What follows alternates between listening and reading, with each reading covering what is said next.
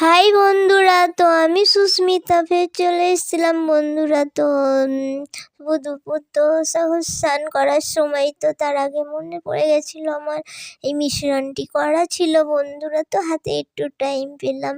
মিশ্রণটি হচ্ছে মেথির জল, তারপরে জবা ফুল, তারপরে তোমার পেঁয়াজের রস। এইটা আমি মাখতে খুবই ভালোবাসি, কারণ অনেক কিছু মেখে তো এইটা মেখে খুবই আমার চুলটা নরম হয়েছিল বন্ধুরা, খুবই ভালো লাগে।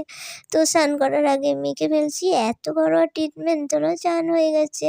আর একটা ট্রিটমেন্ট করছি দেখো বন্ধুরা, একটু মুখের করে নিই। মাথার যেহেতু করেছি তো এতে নুনদানি মাটি আর গোলাপ জল, আমি এটাই মাখতে বন্ধুরা ভালোবাসি। তো ভাবছি এত ট্রিটমেন্ট কিসের, তোমাদের বলছি দাঁড়াও বন্ধুরা। তো মেখে নিই এই মিশ্রণটি। তো চলো আঁকা হয়ে যাক। তো নিমতনি মাটি একটু মুখটা পরিষ্কার মতন লাগবে বন্ধুরা। তো দেখো হয়ে গেল মাখা।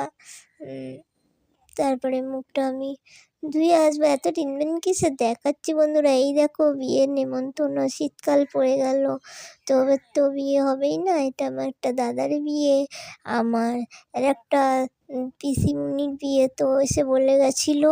তারপরে তো আমার ফ্রেন্ডের বিয়ে আছে বন্ধুরা, তো যাবে। সে ফ্রেন্ডের বিয়েটা জানি না বন্ধুরা কী হবে। তো বিহারে অনেকটাই দূরে, তো দেখা যাক মা যেতে দেয় কি। এসে আমাকে ভুলে গেছিলো, আবার নেমন্তন্ন করবে বন্ধুরা। তো এই হয় না শীতকালে। তো ভাবলাম আজকে আবার কার্তিক পুজোতেও যাবো বন্ধুরা, বললে মুখটা একটু পরিষ্কারই হয়ে যাক। তো পুজো বাড়ি যাবো বন্ধুরা। তো সেই অনুযায়ী একটু বলি করতে করতে একটু হোক, বিয়েবাড়িও এসে যাচ্ছে বন্ধুরা। তো এই জন্য একটু হাতে টাইম নিয়ে একটু এই চর্চা করা হচ্ছিলো বন্ধুরা। তো চুলের স্কিনের তো দেখ কতটা পরিষ্কার হয়, দেখি মুছে নিলাম মুখটা বন্ধুরা। তো চলো বন্ধুরা, মুখটা আমার ফ্রেশ হয়েই গেছে। তো এবার তো পুজো বাড়ি বিকেলবেলা যাবো। আমার ব্লগটি ভালো লাগলে বন্ধুরা লাইক কমেন্ট শেয়ার করবে।